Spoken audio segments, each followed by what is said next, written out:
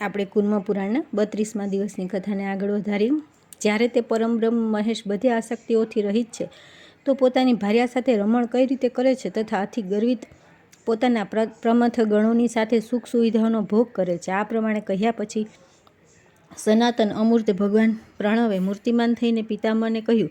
પ્રણવ બોલ્યા કે આ તે મહેશ્વર છે જે સ્વાત્મારામ એ પોતાના આત્મામાં જ રમણ કરે છે. એમનો આત્મા જ તેમની પત્ની છે. આ જ તે ભગવાન ઈશ સ્વયં જ્યોતિ સનાતન છે અને દેવી શિવા આત્માનંદ સ્વરૂપિણી કહેવામાં આવે છે. તે આગંતુક દેવી તે ભગવાનથી અલગ નથી.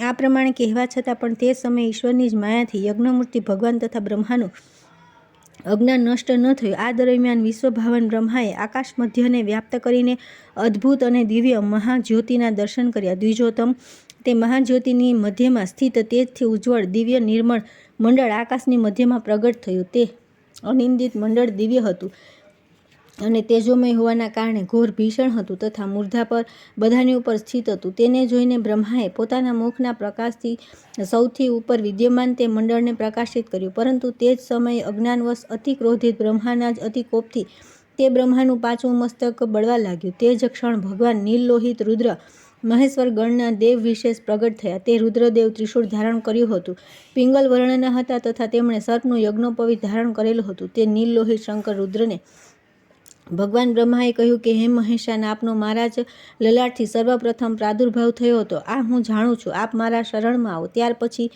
પદ્મયોનીના ગર્ભયુક્ત વચનને સાંભળીને ઈશ્વર નીલલોહિત રુદ્ર એ વિશ્વને બાળી નાખનારા પુરુષ કાલભૈરવને મોકલ્યો. તે કાલભૈરવે બ્રહ્માની સાથે મહાન યુદ્ધ કર્યું અને તે બ્રહ્માના પાંચમા મુખને કાપી નાખ્યું. દેવ શંભુની પ્રેરણાથી કાલભૈરવ દ્વારા બ્રહ્માનું મસ્તક કાપી નાખ્યા બાદ તે દેવ બ્રહ્માનું મૃત્યુ થઈ ગયું. પરંતુ ઈશ્વરના યોગથી પુનઃ તેઓ બ્રહ્મા જીવિત થઈ ગયા. ત્યારબાદ બ્રહ્માએ તે મંડળની મધ્યમાં સ્થિત સનાતન મહાદેવ મહેશ્વરને મહાદેવીની સાથે વિરાજમાન જોયા. તેમણે સર્પરાજના કંકણ પહેર્યા હતા.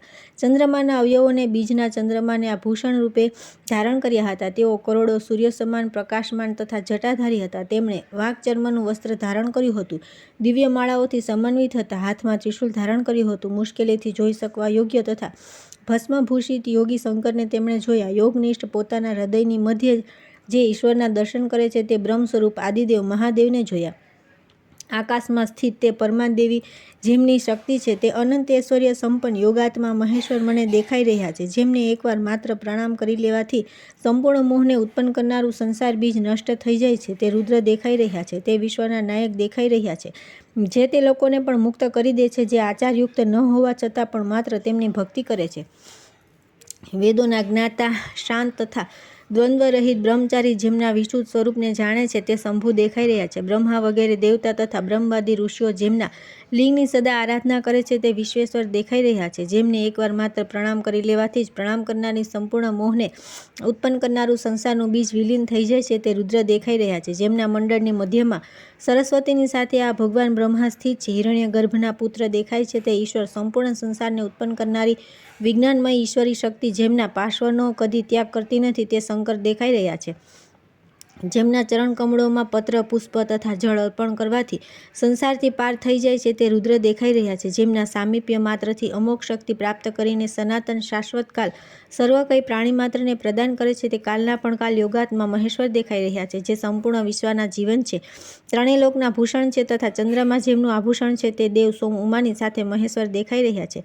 દેવી ઉમા પાર્વતીનો જેમનો નિત્ય સ્વાભાવિક સંયોગ છે તથા જેમના અનુગ્રહથી પરમ મુક્તિની પ્રાપ્તિ શાસ્ત્રોમાં બતાવવામાં આવી છે તે યોગી મહેશ્વર દેખાઈ રહ્યા છે. વૈરાગ્ય માટે તત્પર યોગ તત્વને જાણવાવાળા યોગીજનો દેવીની સાથે નિરંતર જેમના યોગનું ધ્યાન કરે છે તે જ યોગી શંકર દેખાઈ રહ્યા છે.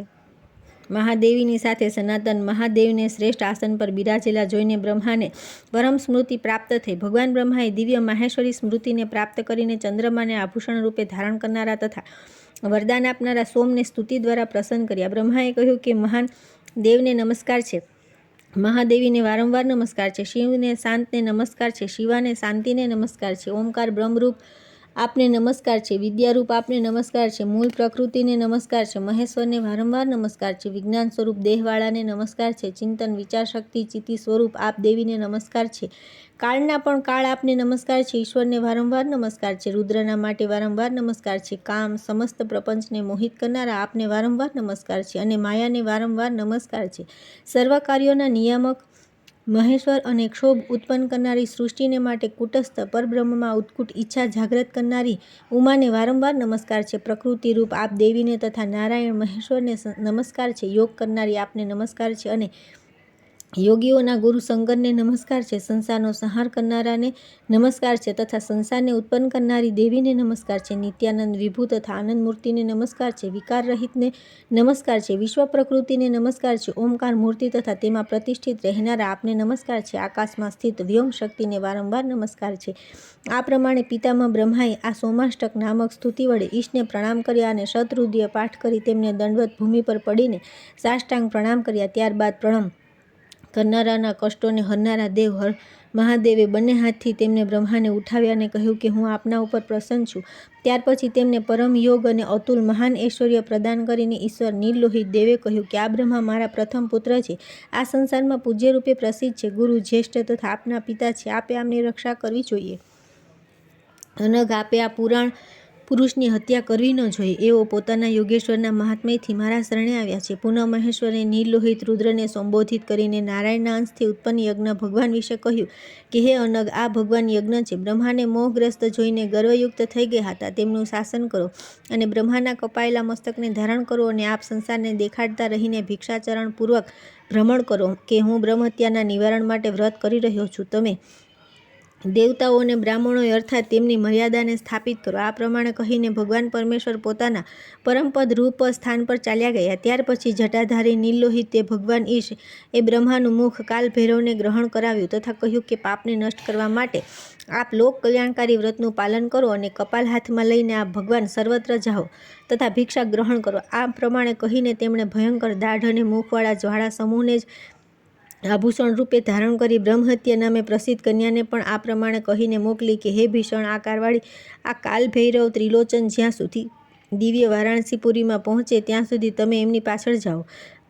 આવું કહ્યા પછી મહેશ્વર દેવે કાલાગ્નિને કહ્યું કે મારા જણાવ્યા પ્રમાણે આપ ભિક્ષા માગતા રહીને સંપૂર્ણ લોકમાં ભ્રમણ કરો. જ્યારે આપ દેવેશ અનામય નારાયણના દર્શન કરશો ત્યારે તેઓ પાપની શુદ્ધિનો સ્પષ્ટ ઉપાય આપને બતાવશે. દેવાધિદેવની વાત સાંભળીને કપાલપાણી તે વિશ્વાત્મા ભગવાન હર કાલ ભૈરવ ત્રણેય લોકમાં ભ્રમણ કરવા લાગ્યા. વિકૃત વેશ બનાવીને પોતાના તેજથી પ્રકાશિત શ્રી સંપન્ન અત્યંત પવિત્ર જટાજૂટથી સુશોભિત કરોડો સૂર્ય સમાન તેજસ્વી અત્યંત ગર્વિત પ્રમથ ગણોથી આવૃત કાલાગ્નિ સમાન નેત્રવાળા મહાદેવ કાલ ભૈરવ સુશોભિત થવા લાગ્યા. પરમેશજીના તે દિવ્ય અમૃત સ્વરૂપ આનંદનું પાન કરીને અતિશય લીલા વિલાસ કરનારા ઈશ્વર લોકોની પાસે આવ્યા.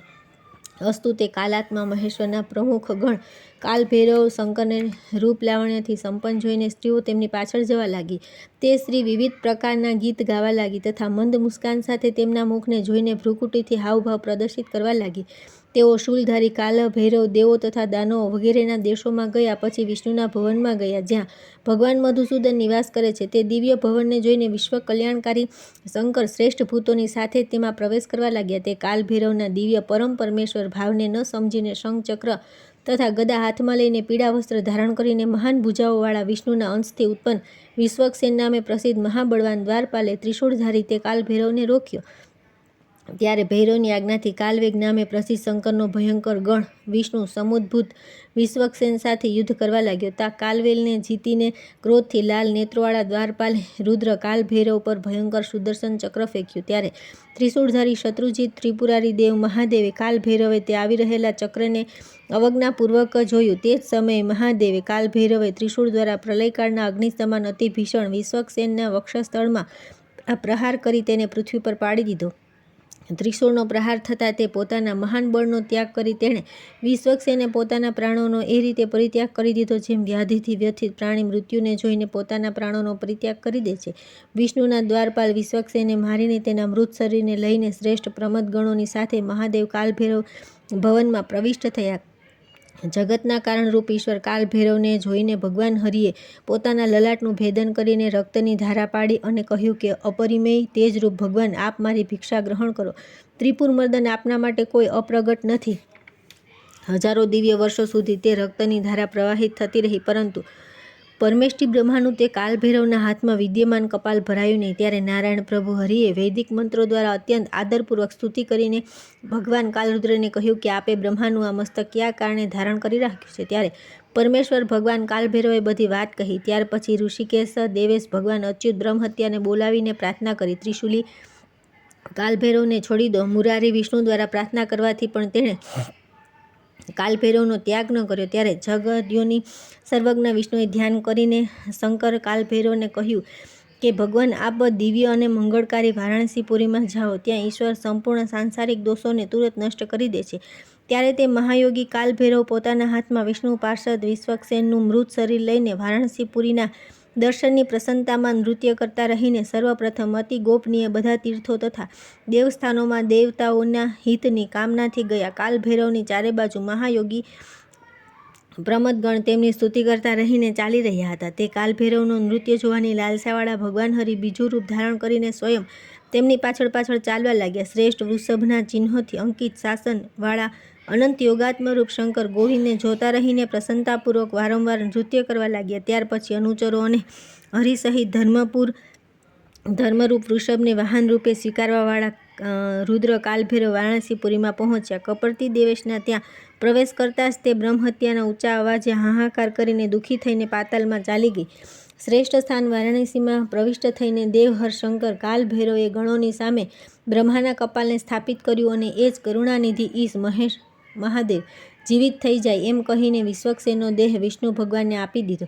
મારા આ કપાલયુક્ત ઉત્તમ વેશનું નિરંતર સ્મરણ કરવાથી ઇહલૌકિક તથા પરલૌકિક બધા પાપ શીઘ્ર નષ્ટ થઈ જાય. આ શ્રેષ્ઠ વારાણસીના કપાલમોચન તીર્થમાં આવીને સ્નાન કરીને વિધિપૂર્વક દેવતાઓનું અને પિતરોનું તર્પણ કરવાથી બ્રહ્મહત્યાથી મુક્તિ મળી જાય છે.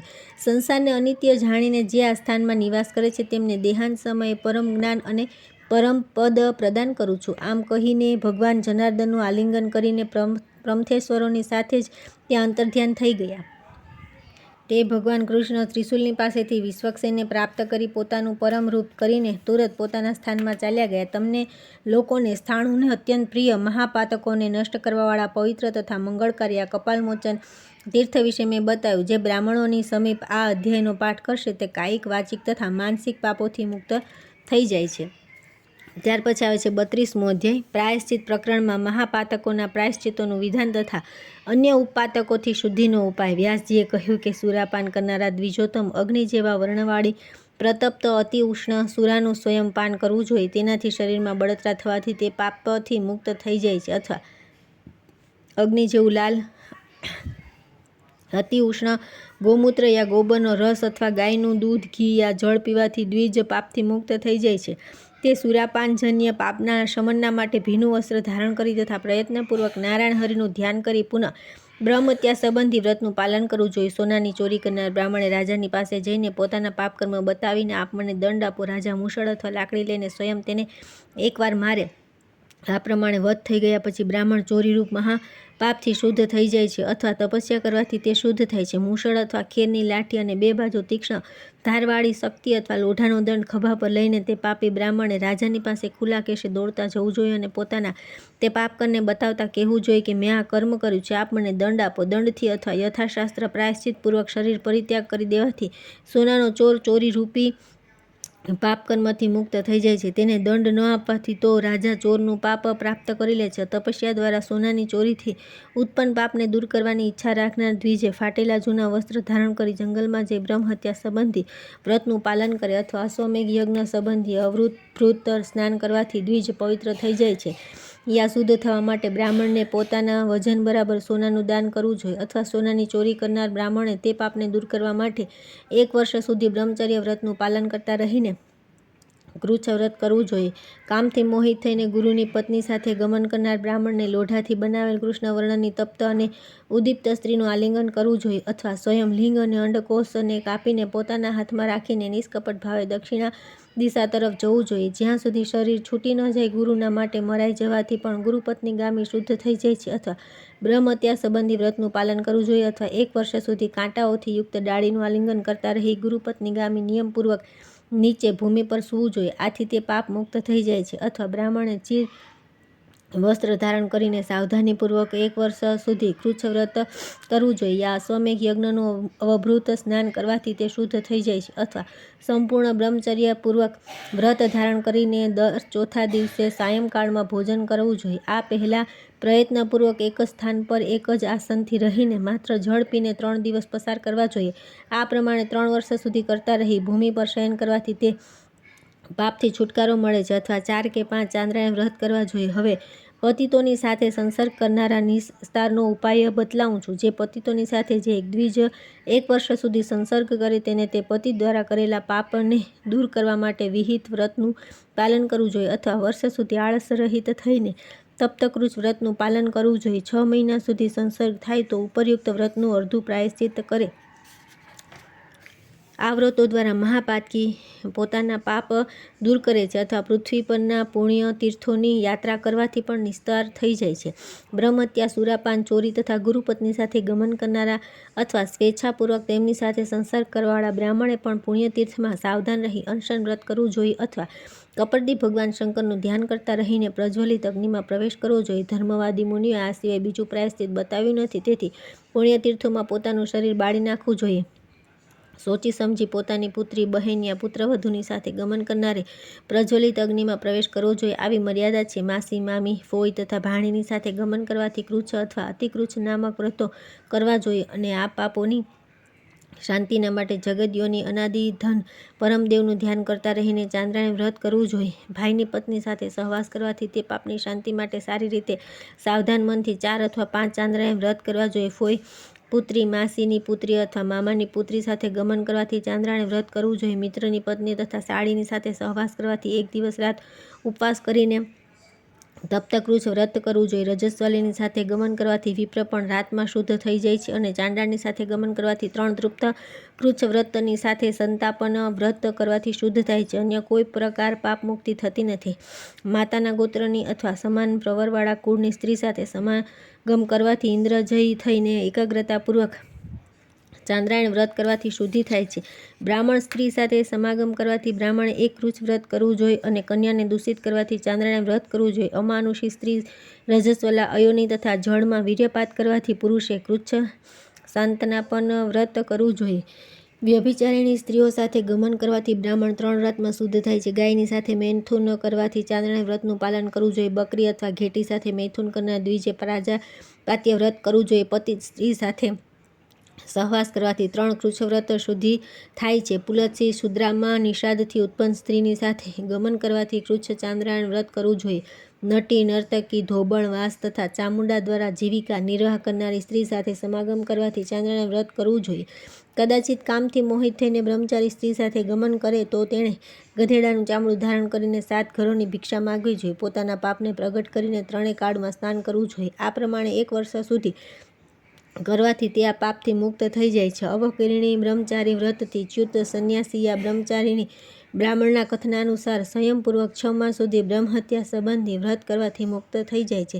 જો 7 દિવસ રાત સુધી સમર્થ હોય તો પણ ભિક્ષાચરણ તથા અગ્નિહોત્ર ન કરે તથા બુદ્ધિપૂર્વક વ્યભિચાર કરે તો આ પ્રમાણનું પ્રાયશ્ચિત કરવું જોઈએ. નદી કિનારે અથવા તીર્થમાં 1 વર્ષ સુધી શાંત ભાવે પવિત્રતા સાથે પ્રણવ તથા મહાવ્યહાતિઓથી યુક્ત ગાયત્રીના નિરંતર જપ કરે અને ભિક્ષાથી લાવેલું અન્ન માત્ર રાતે ગ્રહણ કરે. આ પ્રમાણે કરવાથી ઉપરોક્ત બંને પાપોથી મુક્તિ મળે છે. ઈરાદાપૂર્વક ક્ષત્રિયની હત્યા કરવાથી બ્રાહ્મણને બ્રહ્મહત્યા સંબંધી વ્રતનું પાલન કરવું જોઈએ. ઈચ્છા વિના ક્ષત્રિયની હત્યા થઈ જાય તો 6 મહિના સુધી 500 ગાયોનું દાન કરવું જોઈએ. અથવા વનમાં રહીને 1 વર્ષ સુધી એકાગ્રતાપૂર્વક સંયમી થઈને પ્રજાપાત્ય, સંતાપન અથવા તપ્તકૃચ્છ વ્રત કરવું જોઈએ. અનિચ્છાપૂર્વક વૈશ્યની હત્યા થાય તો 2 વર્ષ સુધી બ્રહ્મહત્યા સંબંધી વ્રતનું પાલન કરવું જોઈએ તથા 1250 ગાયોનું દાન કરવું જોઈએ. અથવા કૃચ્છ યા અતિકૃચ્છ તથા ચાંદ્રાયણ વ્રત કરવું જોઈએ.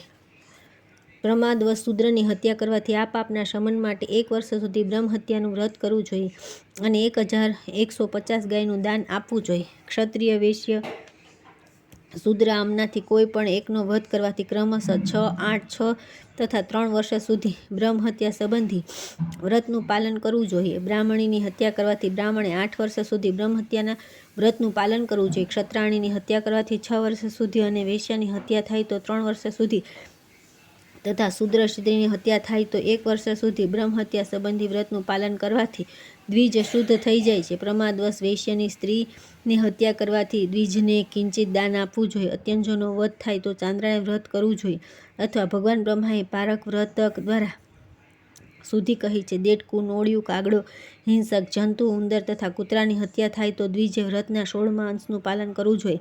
કૂતરાની હત્યા કરવાથી સાવધાન થઈને 3 રાત્રિ સુધી માત્ર દૂધ પીને રહેવું જોઈએ. બિલાડી અથવા નોળિયાનો વધ થઈ જાય તો 1 યોજન સુધી માર્ગમાં ચાલવું જોઈએ. દ્વિજે ઘોડાનો વધ કરવાથી 12 રાત્રિ સુધી કૃચ્છ વ્રત કરવું જોઈએ. દ્વિજે સર્પની હત્યા કરી હોય તો કાળા લોધા, તીક્ષ્ણ અગ્રભાગવાળા લોહદંડની પ્રતિમાનું દાન કરે. સાંડની હત્યા કરવાથી 1 ભાર ધાનની ભૂસી તથા 1 માસા શીશુ દાન આપવું જોઈએ. આગળની કથા આવતીકાલે કરીશું.